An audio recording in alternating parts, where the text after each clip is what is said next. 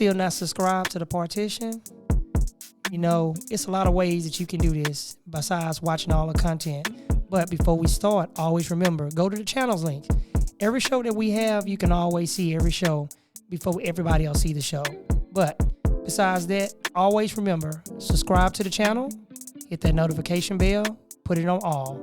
Until then, always remember, anything is possible. Thank you for choosing the partition. Now let's get into the show. Anything is possible. Peace.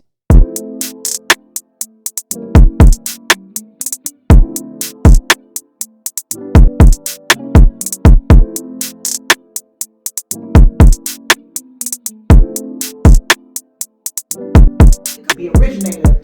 You can talk, yo. I got everything that you need to. The firehouse, man. We on here in the Houston area. Hey, baby, you got a cold drink? That's right. My son got me this with my dad, so I can always have him with me whenever I do the show. Hold on, wait. I want to laugh.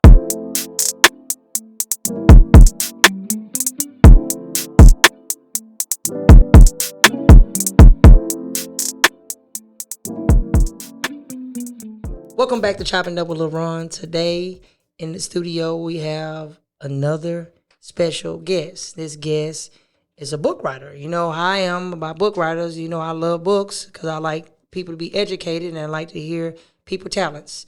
So I want you guys to welcome the one and only Miss Vita. Did I say that right? Yes. I got it right. What I do is, first of all, I want to welcome to you to Chopping Up with LaRon. Thank you. What I normally do is when people come on the show, I always let them kind of introduce themselves to my audience because unfortunately your audience know you. My audience are going to know you and I know they're going to love you because it seems like we got a lot of interesting stuff to talk about today. Okay. So kind of give us a quick little tutorial about you and we got it from there. Well, my name is Davida Young. I just published my autobiography, my life story. Okay.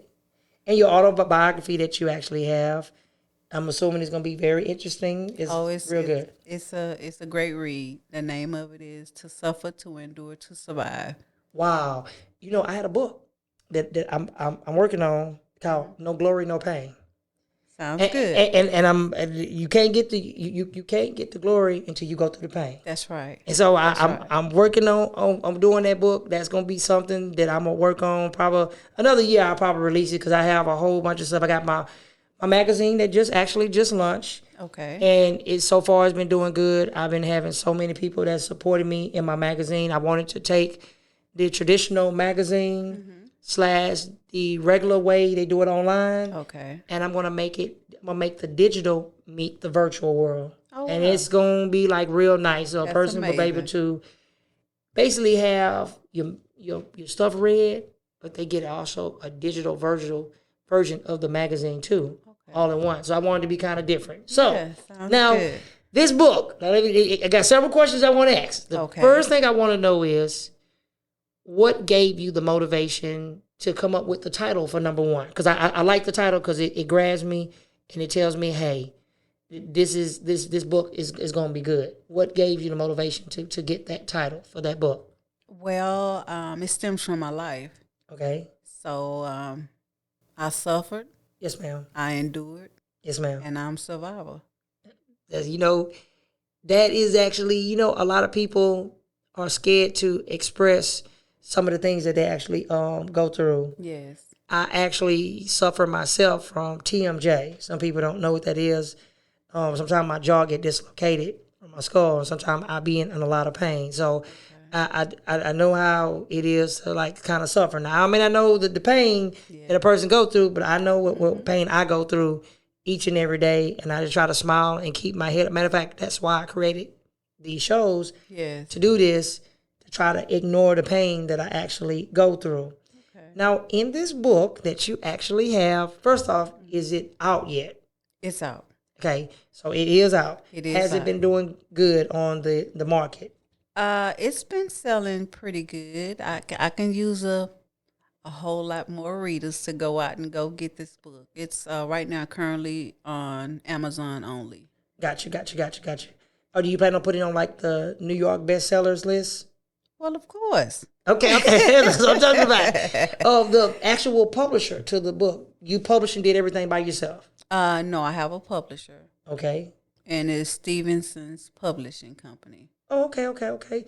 If I'm not mistaken, if it's the Stevenson, I think they've been around for a while. If I'm not mistaken, She's new. She's new. she's new. Fairly Okay, new. because I knew a Stevenson that they actually publish about over 150 books. They have a No, good name. This is Tara Stevenson.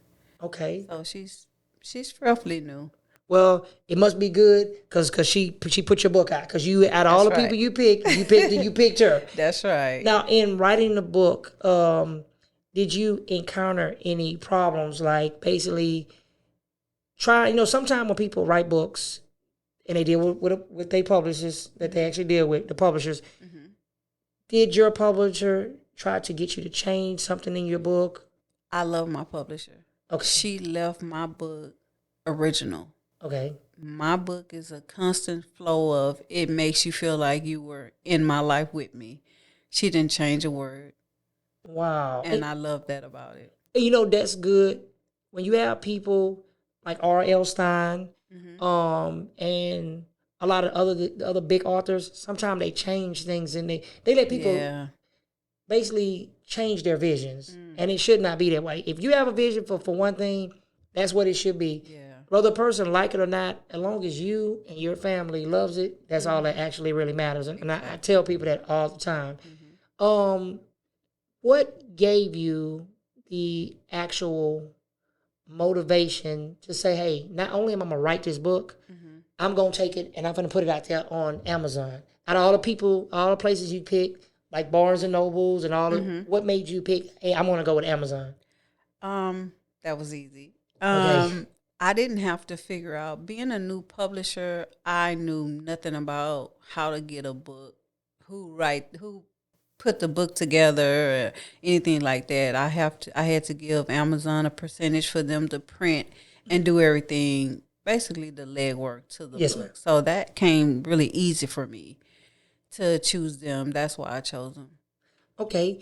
Now, in your book that you actually have, how many, is it going to be like a part two to it? Because some people, when they do their books, they do like a part two, or some people be like, no, I'm not doing a spinoff. Yeah. This is going to be the one right here, and that's all I'm giving people. Yeah, well, I'm not going to do a part two to the book because the book is about my life. I don't want to expose anybody else's stuff that they may not be ready to tell as far as my family. So yes, ma'am. This is my life story. So before I pull anybody else into it unwillingly, I'll just leave it like it is. Yes, ma'am.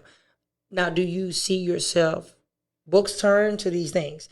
Now, do you see yourself turning your book to either a short film or an actual movie? I would love to do either or. I am praying that I can get a short film or a movie out of it. It's just that interesting. Oh, man, you in luck.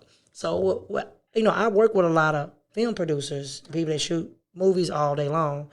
I will be more than happy to pass your information to them and tell them, hey, look, I have somebody, before we even start, you need to read the book. You cannot say you want to work with the lady if you don't read the book. Some people want to tend to work with you, never even read your book, don't know anything about your book. All they see is dollar signs. And it's more I'd rather a person know my story and know everything I went through versus you trying to put money behind me, because I can be selling you something that could be somebody else's lifetime, somebody else's life story. Exactly. And some people, they don't understand that. One more thing I do want to ask with the actual book, this is important. With the book that you actually done, did you have a time where you felt like you was mentally drained? Because, when you write books, man, that do that to you a lot. Yes. I found myself, actually, I had been written the book. Okay, and so it took one Sunday, I was listening to, I was online at church, and I was listening to Pastor David Berkeley. And I felt like that entire message was for me. So I picked back up the book, and I was able to complete it in 2 days. I put it down because it would put me in a bad headspace mentally, going over tragedy and life problems, just everything. It would have me in a bad headspace. So yeah, in writing it, you'll go through that. And a lot of people think just because you write a book and you publish a book and it's out, some people just think it's just easy. Pick up a pen and paper and just keep going. And they don't understand it is actually not that easy. It's not. Because you take, especially when you're writing something true and that's authentic, you're talking about your life, that I'm actually going to expose my life to the world. Yeah. So I have to worry about the backlash that comes from my family and my friends and my peers. They finna look at me different because they going to feel like, why did you do that? You should have did that. You should have kept that to yourself. Yeah. But it's somebody else out there that's going through the same thing or been through something that you actually put into your actual book. That's right.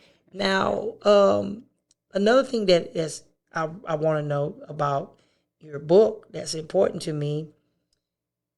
Did you, in the process of writing your book, did you have a hard time with other people asking you, can you write me? Because people find out you write books. They ask, hey, can you write a book for me? I need you to do mine for me. Do you have people to actually ask you that question? Not yet. I've had someone to ask me to tell me that they were interested in writing a book, and did I mind assisting them, telling them how to get it started, or the first step. I've had that. Do you actually charge people? Some people charge for. Time is money, so you can't do everything for free. Sometimes you have to turn back around. You have to charge. You don't want to really charge them, but you have to say, unless you barter services with them, like you do this for me, and I'm gonna do this for you. Well, it was a family member, and after they asked that question, I heard nothing else about it. So, but family want everything for free. I ain't gonna lie. Every time you look up, they family want everything for free, man. If you out here selling cool cups, man, let me go and get a cool cup, man. It's 25 cents, man. Pay 25 cents to get one.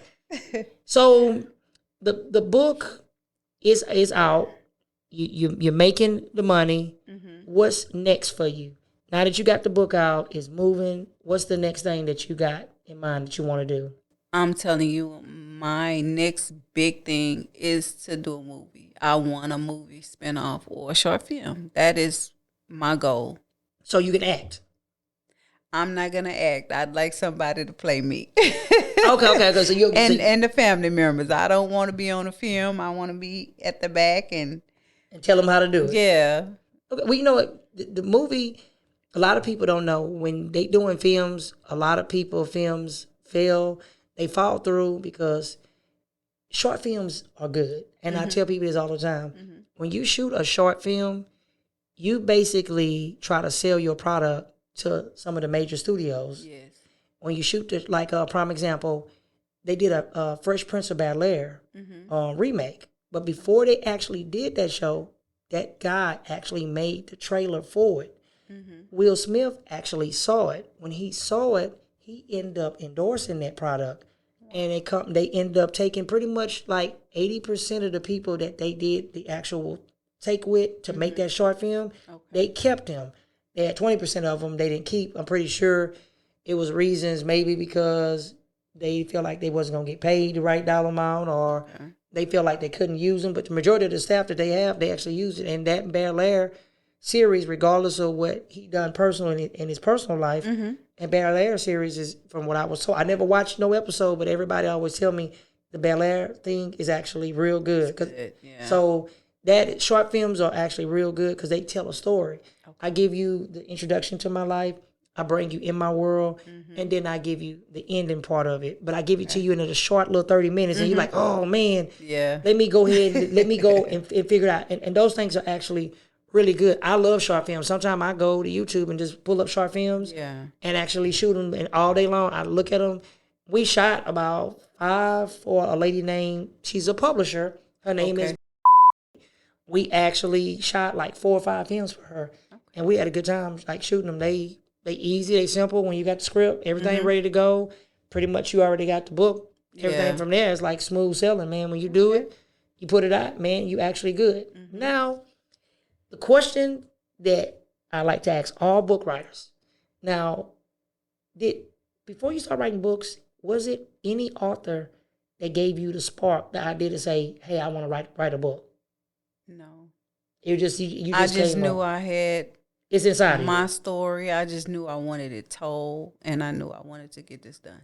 Did you do some people do the audio books now. I didn't do the audio, and that's something that I want to get it because everyone don't like to read. A lot of people more audio. So it's right now. It's just ebook and the paperback. Now, if you did the audio, would you want somebody to say it, or would you prefer to say it yourself?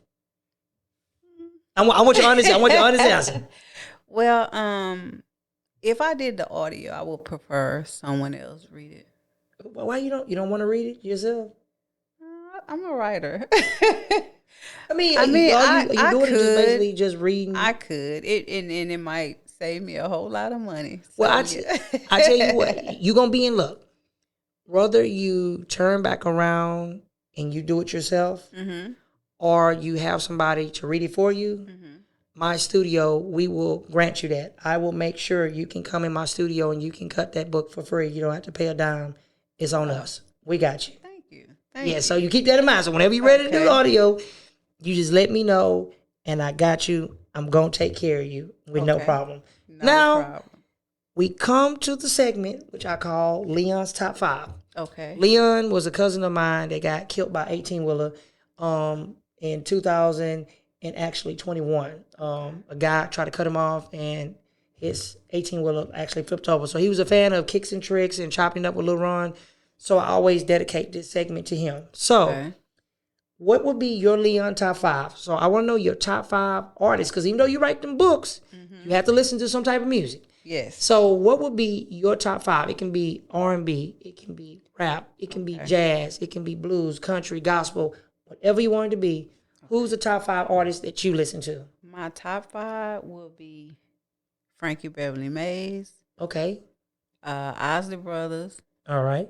Bobby Blue Blend. Hey, I was I was just listening. I'm telling you, the one he said, saw you at the dance hall, standing all by yourself. I was just listening to that. I'm telling you, I was just listening to that before I came in today.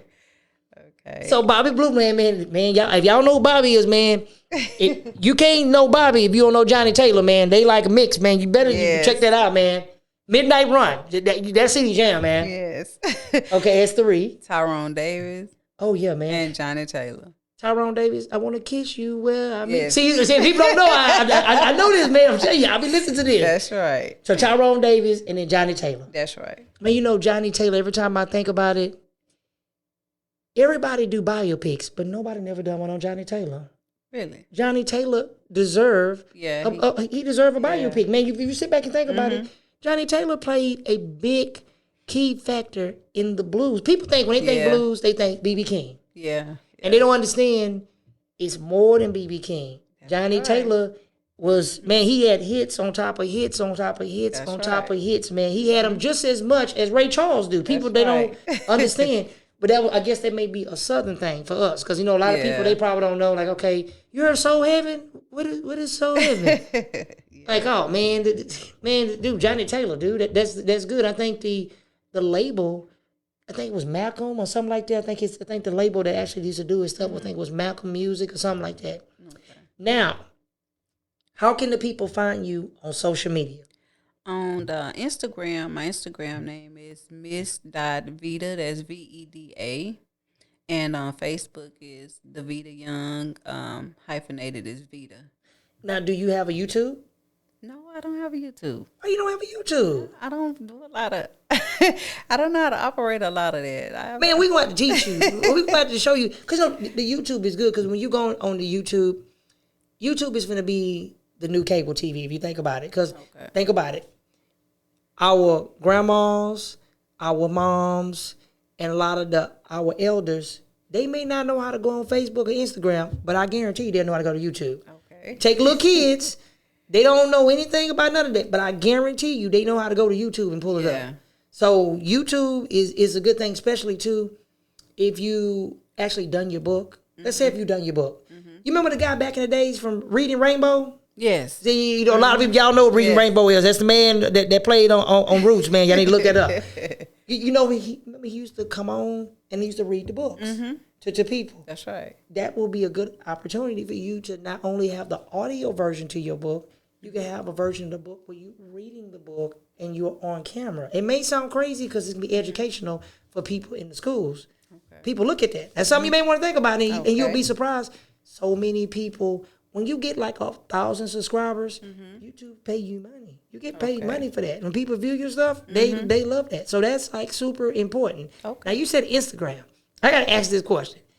What made you get Instagram? Because they had to talk me into getting Instagram. I ain't want to do it. My daughter. I kind of figured that. So I was saying, because me, I do the Facebook. The Facebook, my daughter told me, Daddy, you old, you got Facebook. I said, no. I said, you need to get Instagram. That's what you need to get. I said, man, I'm not doing that. But I had to get it because I had to keep up with the times. That's right. I'm not with all the different followings and stuff, but I know that's how it go, and you got to do all these posts. That's right. And once you get to a certain marker, then they certify you and stuff. Now, the last thing I do want to ask is super important. Do you have any children? I have 3 kids. 3 kids. How are they supportive to you with your book? My kids are my number 1 fans. They are very excited. Yes. Very excited. You know, my kids, they support me. My son is 23. My daughter is 15.